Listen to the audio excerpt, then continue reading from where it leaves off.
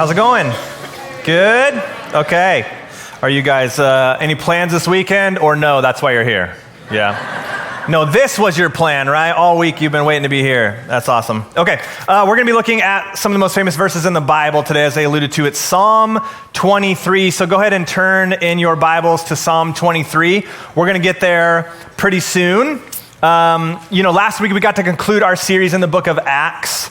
And next week we get to start a brand new series looking at our mission and values here at Redeemers. But for today, Billy is on vacation. He said, Adam, you get to teach whatever you want. Do you know what you want to teach? And I said, no idea. But then, about a month ago, some of our high school youth group students got to go to a conference called CIY Move. And at that conference, we talked about a topic and some verses that have really stuck with me. And so I'd love to take this morning to share with you what we got to learn from 6 different teachers over the course of 5 full days. What that means for us today, though, is that we're getting the 30 minutes or less version, so real quick flyby. But I still think it's worth taking time to talk about this and to tackle this for 2 reasons. One, it's important for us to hear as a church, hear and know what's going on in the lives of these students. Even if you do not know any of these kids, they are your students as well. So let's know about what they are knowing about. And 2, believe it or not, this isn't just something that high school students need to hear and know and try to live out. It is for all of us at any age, something that we need to know and hear, or hear and know and try to live out, because these are the commands of Jesus, and he is inviting all of us to be challenged and encouraged by these words. So, what are we talking about today? What's the topic? What is Jesus asking us to do? We're going to look at Matthew 11, where Jesus says this: "Come to me, all of you who are weary and carry heavy burdens, and I will give you rest. Take my yoke upon you. Let me teach you, because I am humble and gentle at heart, and you will find rest for your souls. For my yoke is easy to bear, and the burden I give you is light." Now, there's a very real possibility that some of you hearing these words right now, whether in the room or maybe online, you don't really actually know who Jesus is. But I can guarantee that all of us know what it means to be tired. And I'm not talking about, hey, I stayed up late last night, I need to take a nap today, kind of tired. I'm talking about, like the verse says, those times when we're just weary. And you feel like there's this burden that you've been carrying, and you're afraid to think about what would happen if you let it go, because it wouldn't be pretty. See, we live in a world that values the grind of life and champions the idea of constantly engaging in or with someone. Like, we kind of praise these things in our culture, right? We're praising these kind of burdens, and it's almost like this rite of passage, and so we just kind of push on through the weariness, but it's taking its toll. A recent statistic showed that 29%, almost a third of all US adults, have reported being diagnosed with depression at some point in their lives. You might say, okay, but it's important to know that that's 10% higher than it was less than a decade ago.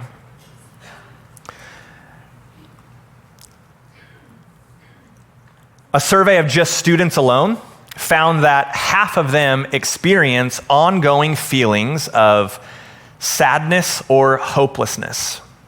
Moreover, 32% of students, again, about a third, age 13 to 18, are grappling with some kind of anxiety disorder. And back to adults, in this year alone, 2024, 43% of adults say they feel more anxious about this year than they did about last year. It's pretty clear that for a lot of us, life can feel heavy at times. Now, I don't want to dismiss the real realities of mental health issues and just chalk it up to, well, you're just too busy, that's the problem. That's not what I'm saying. But at the same time, I don't want to dismiss the correlation between the increase of this grind mentality and the instant news and entertainment constantly buzzing for our attentions, the correlation with that and the increase of these stats in the past couple decades. I think if we're honest, regardless of where it's coming from, we have to agree that we are tired. I'm talking soul tired. We might say things like stressed out, weighed down, spread thin. Something is wrong and something needs to change. And the words in this verse that Jesus offers are a beautiful and great solution. Come to me, all who are weary and carry heavy burdens, and I will give you rest. See, living a life of rest starts with Jesus. What Jesus is offering us is the rest of our lives. What he wants for you is the rest of your life. But here's the first question we have to think about. Are we going too fast to even recognize that we're tired and that we need rest? I think it's a possibility. So where do we start? Well, we start by stopping. We start with a pause, allowing ourselves to begin to process and even recognize our tiredness. A pause that allows us to come to and embrace Jesus. And so as we think about this and we ponder our need for true rest, we're going to look at what's modeled for us in Psalm 23. Hopefully you guys have already turned there in your Bibles, so follow along with me as I read this and as we look at a song of rest. It says this: "The Lord is my shepherd, I shall not want. He makes me lie down in green pastures. He leads me beside still waters. He restores my soul. He leads me in paths of righteousness for his name's sake. Even though I walk through the valley of the shadow of death, I will fear no evil, for you are with me. Your rod and your staff, they comfort me. You prepare a table before me in the presence of my enemies. You anoint my head with oil. My cup overflows. Surely goodness and mercy shall follow me all the days of my life, and I shall dwell in the house of the Lord forever." See, once we've paused, the first thing that David, the writer of this song, models for us is posture. See, David has some experience with shepherds and sheep. He himself, being the youngest member of his family, actually started life as a shepherd boy. Now, although shepherding was an important and necessary job in Old Testament society, it was often most times still considered like low status work. And so hence the youngest brother, David, being stuck out in the fields while the older brothers got to kind of move on to more important jobs. Are there any other youngest siblings in the room? Are you a youngest sibling? Show it proudly. Look at us. You guys understand a little bit what this might be like. By the time I was in 6th grade, both of my older brothers were out of the house, on to doing what I could only imagine as these grand, important things, while I was stuck home mowing the lawn. Actually, for me, when I was a kid, if I remember correctly, being the youngest sibling actually had its perks because I got to get away with a lot more stuff. So I'm not complaining. But for David, God used David's years as a young shepherd boy to inform his understanding, but also to bring us this beautiful illustration. That is, the Lord is my shepherd. See, David understood the role of a shepherd, and he understood it to be the role of a provider. That's what a shepherd does. David says in these verses that he has no wants. He has everything that he needs. He pictures this shepherd offering green pastures, which would be a place that provided food and rest, but also still waters, which would be a place to drink. And David uses this word picture to lead to his ultimate point that he says in verse 3. He restores my soul. See, it's restoration for a tired soul. This is beautiful. But for me, I say, well, how, right? How is this life of soul rest available to me? Well, again, notice what David models for us. Notice the personal nature in which he speaks. The Lord isn't a shepherd. The Lord is my shepherd. See, before David can say that the Lord is my shepherd, he has to admit something, and it's this, that he needs a shepherd. He needs somebody to lead him. What this also means is, according to this illustration, David and we are the sheep in this story. Isaiah 53 says, all we like sheep have gone astray. We have turned everyone to his own way. Now, sadly for us, sheep are notoriously known as, to put it politely, simple creatures. Oftentimes, they go where they want to go their own way, and it doesn't always end pretty. Have you guys seen this meme? It's one of my favorites. There's this shepherd boy pulling this little sheep out of a trench it got stuck into. And this meme is usually paired with some kind of text that says, God, if you just get me out of this situation, I will never do it again. Oh, yeah.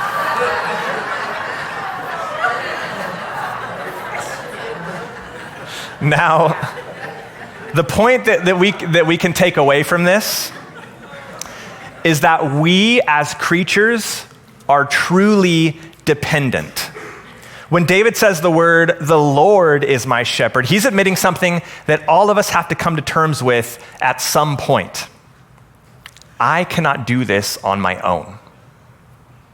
I cannot find rest for myself. See, I believe that every one of us in this room,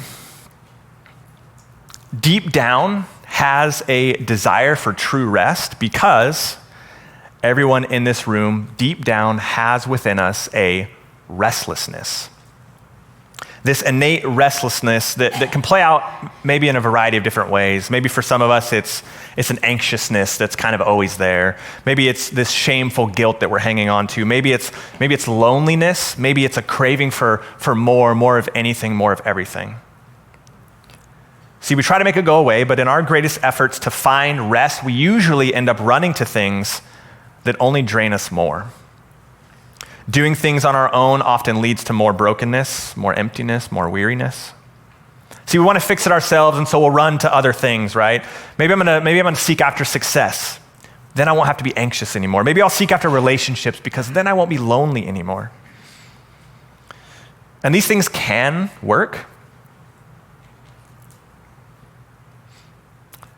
but only for a fleeting moment. Then, when we lay down at night in the quiet, there it is again, that restlessness. That can be hard for us to admit at times, but the reality is we're not very good shepherds of ourselves. And so we need a shepherd who will lead us and who will guide us to exactly what we truly do need. So the question for us becomes, and the question we can ask ourselves now is, well, who is my shepherd? Again, David says, the Lord is my shepherd, right? This is the posture that he's modeling for us. And the truth is, there is only one good shepherd. In John 10, Jesus says these words, I am the good shepherd. The good shepherd lays down his life for the sheep. See, life with a shepherd is better. Life with Jesus is better because he is rest. And clearly without the guidance and the leading from a good shepherd, we often find ourselves weary and burdened. We could say it this way, to find true rest, we focus on Jesus. Now this morning, I don't want you guys to just hear this from me. I would love to be able to have you hear this from some of the students who were able to go to CIY this summer. So I want to introduce you guys to Soraya. Well, for what I experienced, I'd say it's just on a whole different level. Coming, from CIY, and then coming back, it's just like I feel like two different people, like completely. And it's crazy because it's like like when I was going into it, like I was kind of just like, oh yeah, this will be so fun, like it's gonna be a fun experience. But then when I came back, I was like, whoa, like this actually changed my life. Like this actually like made me feel way more peaceful, like in every single way too. I don't remember who it was, one of the preachers, I don't remember his name, but he was just talking about like how people are so caught up in doing, like thinking about their own feelings and like what they should do, then like they don't even look to turn to God. And I feel like I caught myself doing that a lot. Like when I had such like strong emotions about something, like I would be making up all these excuses and all these like things on like why I can't solve them, when like the whole thing is like God could solve them and he was right there the whole time. And I guess I didn't really see that, but like CIY kind of like helped me realize that.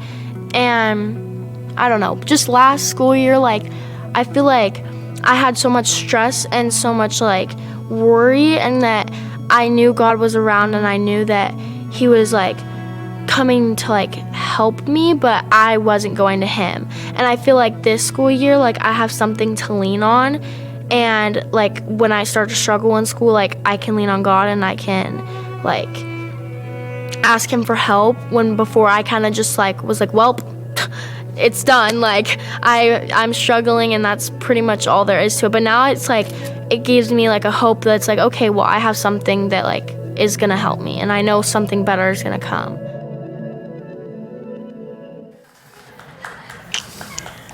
Now, something that I really, really appreciate, yeah, go ahead. Yeah, it's a beautiful story, right?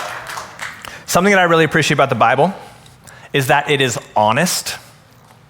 The Bible is clear that the Lord does care and does provide for us, but the Bible is also really clear that there are going to be some dark valleys as well. Saray kind of alluded to this a little bit. In verse 4, David says it this way: even though I walk through the valley of the shadow of death. And the text supposes that this is not an if, but a when. We will have dark valleys. And David, the writer, had some experience with these things too.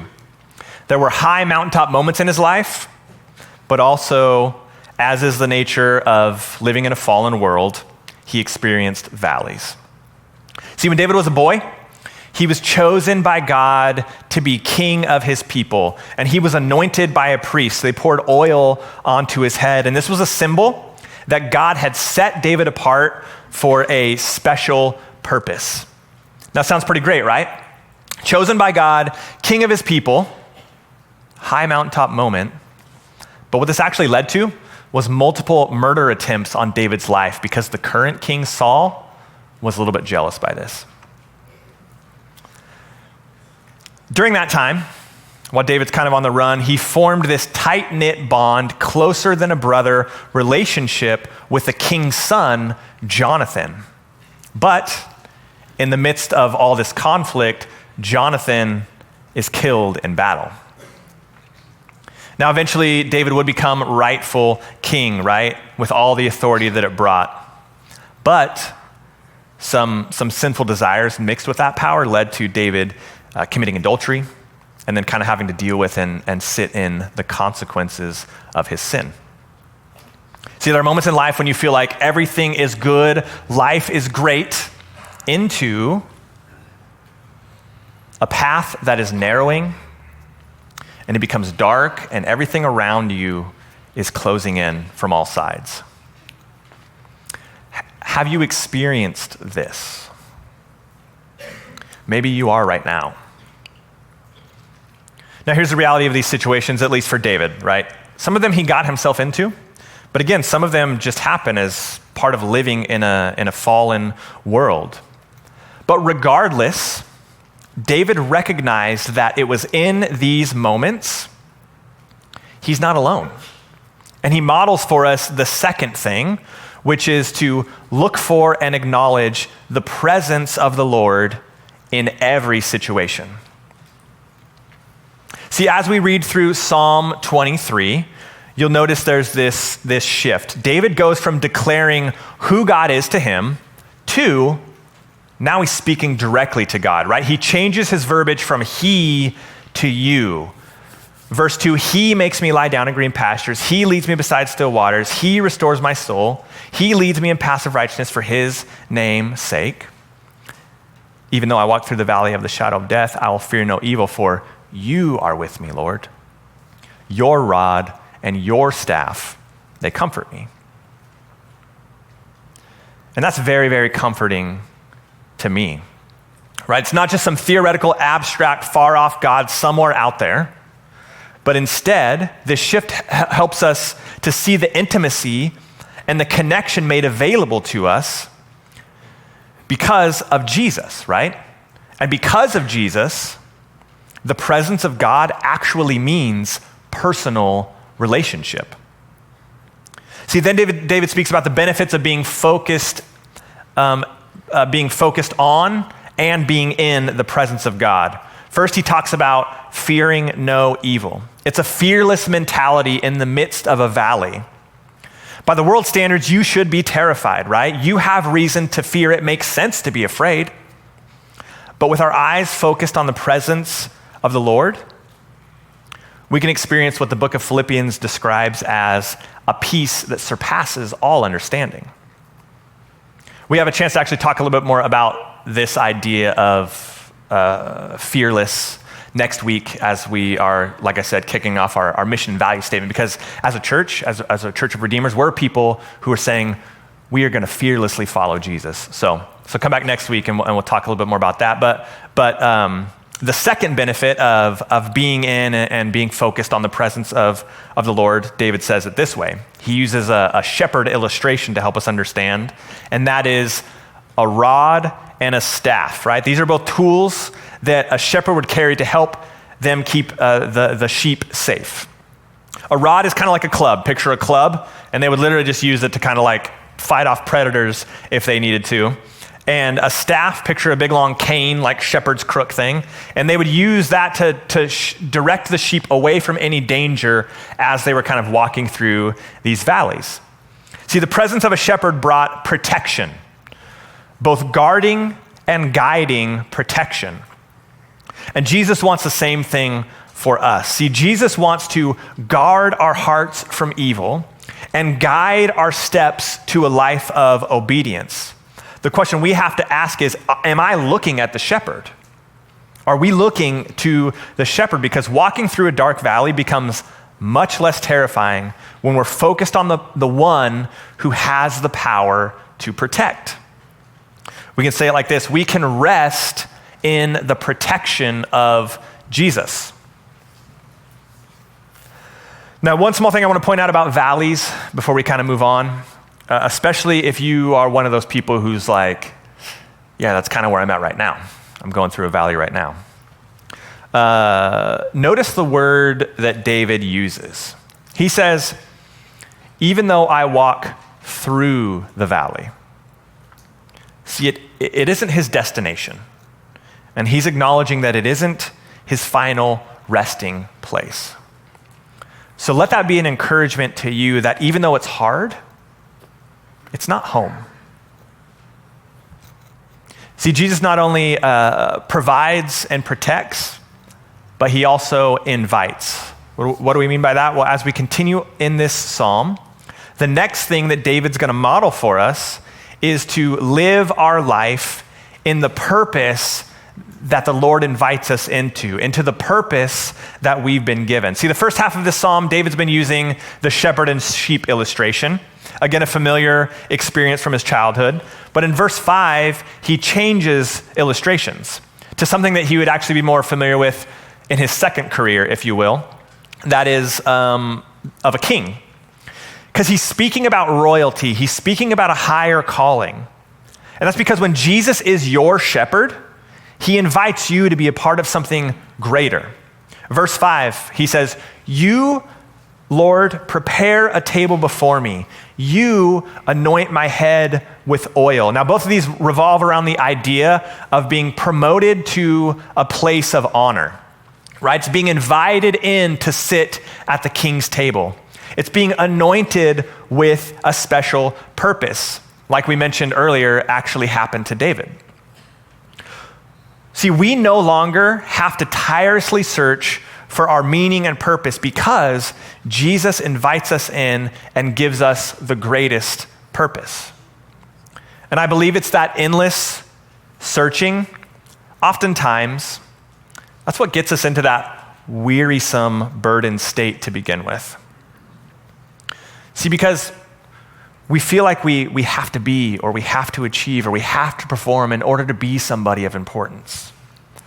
And so maybe we'll wear these different masks and we'll try to do these different things in order to kind of gain this purpose from people.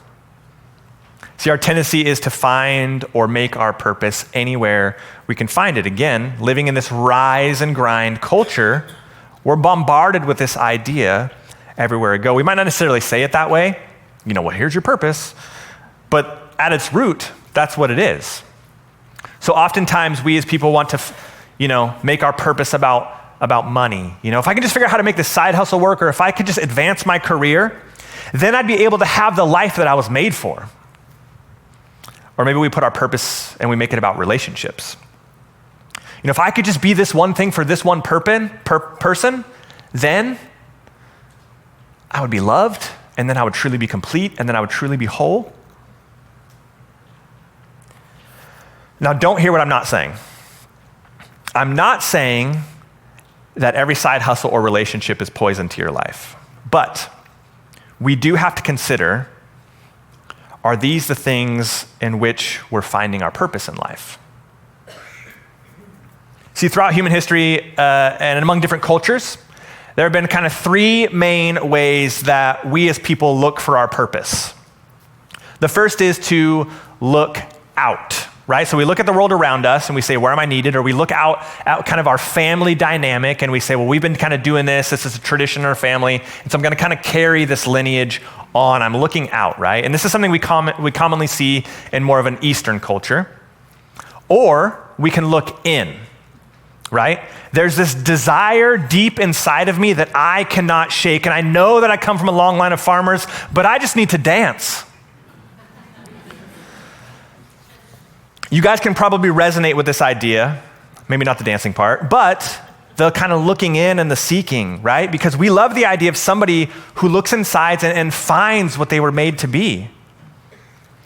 And so this is a common trope that we see in almost every Disney movie. And we resonate with it so much because we most commonly see this in our kind of Western culture.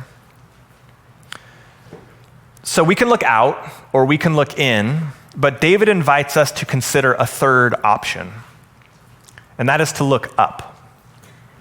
The Lord has already given you purpose. This is an idea that really stuck out to my friend Jackson, and he articulates it very well. So I'd love for you to be able to learn from him. So before CIY, I went to church every week, went to youth group, doing the whole thing, but I wasn't really building my relationship with God. It was more just a stable thing that I went to time to time. I was serious about it, but I wasn't making it my life, And then CIY just allowed me to focus my eyes onto God and just to represent Him with everything that I do, or I try my best. I really like how they talked about how you can look out or look in or look up for our purpose, like looking out to the world and seeing what other people are doing to find your purpose won't fill you, and looking in on your emotions for your purpose, your emotions shift, so you'll just be chasing that forever. Only true stability, that rock they gotta use as your foundation, is by looking up to God for purpose. Yeah, I liked that.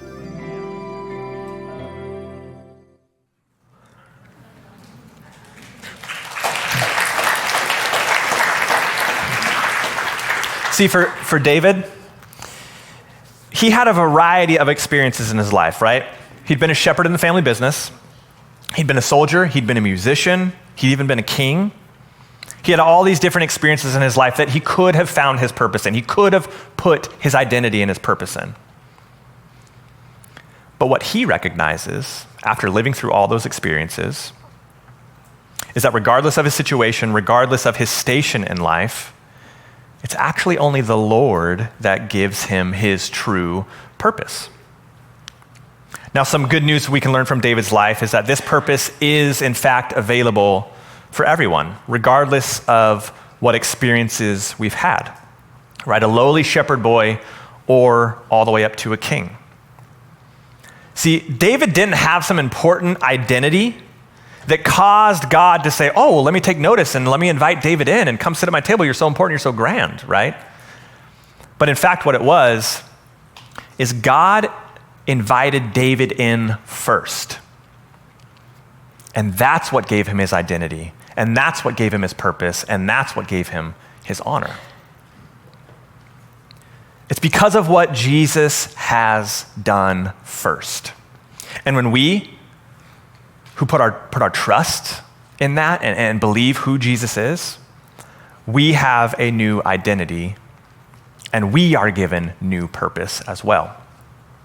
So stop looking at the world around you and stop looking inward at your feelings, because like Jackson reminded us, those things are going to shift and those things are going to change. But there is only one true foundation, one true rock, and that is Jesus. So come to him and let him give you purpose, because the table is for you as well. And that's the amazing thing about having a seat at a table. It does not require a perfect resume. Jesus calls everyone to his table, the dirty, the broken, the tired, the hopeless, the afraid. The list goes on and on. We are all welcomed to sit with Jesus in his presence. And the truth is, the more time we spend at his table, the more clear our purpose becomes. And so we can say it this way. In Jesus, we can rest in our true purpose. Now, the last thing that David invites us to consider in this song is, what is our pace? Or more accurately, what is the Lord's pace? Because in a hurried world, pace is all about finding a consistent rhythm that's going to help you run further and run longer. See, when we think about this idea of pace, keeping pace with the shepherd, it's this: do not let him get out of your sight. Or don't run up ahead of him, but match your pace to his. If you are a driver in this room, somebody who drives, you may have some experience following somebody to a certain destination, right? Hey, we're all going to so-and-so's house. Hey, I've never been there before. Oh, don't worry, just follow me, right? You guys know what I'm talking about? So, when I was probably, 19 or so, me and my friend Brent Costner and a group of our friends were driving up to Portland. And at that time, Brent was going to Corbin University, which is kind of outside of Salem area. So we're going our way to Portland, but we got to take this detour because we got to stop by Brent's dorm and pick something up on the way. So great. I've never been to Corbin before. I don't know. I've been through Salem, but that's about it. So, hey, just follow me. Okay, great. I will. So we get off on the exit. If you've ever been there before, it's kind of outside of Salem. And so you kind of, all of a sudden it turns into like, oh, it's kind of a grassy rolling hills. It's beautiful. There's a building over there. There's a building over there. And as I'm looking around and as I'm pondering, guess what? I'm not watching, right? So what I didn't know that Brent did is there happened to be just some random stop sign in the middle of this country road. And so as I'm looking around and I look my eyes back on the road, I see that Brent is stopped at the stop sign. And so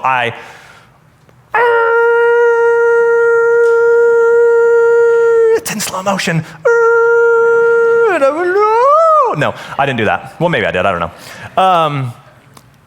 So luckily for us, Brent had already stopped at the stop sign. He was going to take off again. So by the time I screeched to a halt, I just kind of kissed his bumper and just propelled him further down the road. Everything was great. Everything was fine. No damage, but the heart was racing a little bit. It was a little bit scary. See, keeping pace with Jesus means watching the way that he lives and then matching it step by step. Remember the words of Jesus in Matthew 11, right? Come to me, all of you who are weary and carry heavy burdens, and I will give you rest. Take my yoke upon you. If you don't know what a yoke is, it's a tool used in agriculture where it binds two animals together. They wear a shared harness, and so they can't help but go at the same pace and go in the same direction, right? So Jesus is saying, take my yoke upon you. Let me teach you, because I'm humble and gentle at heart, and you will find rest for your souls, for my yoke is easy to bear, and the burden I give you is light. And I really love and appreciate the way the Message version of these verses are said. It's this sort of poetic paraphrase, and inside of it, there's this line that's very helpful for me in understanding. Jesus says it this way: walk with me, work with me, watch how I do it. See, following Jesus' pace does not happen on its own. It requires our attention, and it requires intention, right? It requires our attention, but it also requires intention. See, when we walk with and work with him, we are automatically confronted in the areas of our life where we're not doing it the way that he's doing it. See, this is a long game full of change and full of growth, and it may be difficult, and there may be some burdens that you have to let go of along the way. But again, the process of walking with and working with Jesus will show you how to live. Now, there's one more that I'd love for you to be able to hear, and it's Isla's words, what she learned about this topic. I feel like for me, like, it's just gotten a lot easier to just, like, really just, like, rest, I guess. Like, just in God's, like, hey, I'm here, like, I'm working through your life, whether you see it or not. Like, I feel like it's just been, like, easier for me to, like, trust him in that. And it's, like, whatever that verse is, it's like, he will bring you a peace that surpasses all understanding. And I feel like that's how it's been. Like, I don't know why, but, like, I just feel like, okay, God, like, you've got this. I'm a really impatient person, and I feel like if, like, things aren't going exactly the way I want them to be going, then it's like, okay, well, my life's all messed up, and it's all out of control, and blah, blah, blah, blah, blah, and I don't have anybody, and all of this stuff, like, and so, like, I feel like that the teachings on pace were the ones that really stuck out to me, like, and I remember, like, this is, like, a really common, like, saying, but God works his own time, and you just have to trust that, like, what he's doing is right, and you might not be exactly where you want to be, but you're where you're supposed to be because God put you there. Like, since I've got back from CIY, like, I would read my Bible every single night, but, like, it was just like, okay, I need to read my Bible. I need to read my Bible. I need to read my Bible. But now I'm like, I want to be, like, in my Bible at all times, like, learning all of these stuff. And I feel like that's really helped, just, like, being in God's word helps me, like, just hear him speaking to me so much more. I have to be intentional. Like, I really do have to be, like, I still do have to be like, okay, I'm gonna, like, be quiet for however long, because I literally have nothing better to do right now, like, and just, like, listen to God and talk to him, and just, like, because I think you really have to be intentional about it. At least for me, I do. Being able to, like, just slow down for that 1 week was just, like, impactful for so many people, because, like, we live in a culture that's just, like, go, go, go, go, go, go, go. I'm onto this, and then I'm onto this, and then I'm onto this, and, like, I think for everybody to just be able to, like, sit in God's presence and just hear him speak just is really what impacted everybody the most.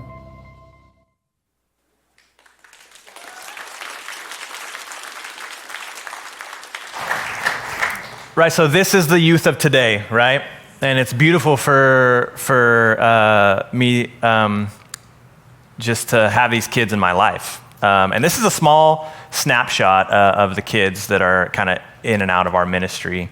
And so, man, I want to encourage you guys to, like, know these students, right? Because God is doing awesome things through them and in them, right? And there's opportunity for you to be a part of that, right? So if you want to know how, if you want to talk about that a little bit more, come find me after service, and we will. But yeah, it's beautiful. Okay. David, as he's ending Psalm 23, he finishes by acknowledging the benefits of living a life with the correct posture and focusing on his presence and finding our purpose in him. And he says it this way in verse 6, "Surely goodness and mercy shall follow me all the day of my life, and I shall dwell in the house of the Lord forever." See, as I follow Jesus, goodness and mercy follow me. In adopting the Lord's way of life, there are benefits that will last all the days of our lives. See, we come to Jesus for the rest that we're longing for, the rest that we're looking for. And we do get that rest, along with his protection and his purpose. But then, as we pace our lives with Jesus, we receive goodness and mercy and a place in his house forever. See, to dwell in the house of the Lord forever, it's not a hurried life. It's a life that intentionally chooses to grow and to walk with him, right? As we adopt the cycle of Psalm 23 each day. Now, tomorrow is Labor Day. Again, we have such a rise and grind culture that culturally we had to say, if you're a laborer, do not labor. That's what tomorrow is for. So some of us are fortunate enough to maybe have the day off, right? And some of us can use this opportunity to begin to cultivate this in our lives. And it doesn't just have to be tomorrow, right? It's something that we have to choose every day. Adopting this cycle, right? We start the day by pausing and remembering Jesus. Choose to have a posture of receiving from him, followed by spending time in his presence and remembering our purpose by serving him, and then creating a plan to keep that same pace for the next day. Because ultimately, what Jesus is offering each one of us is the rest of your life for the rest of your life.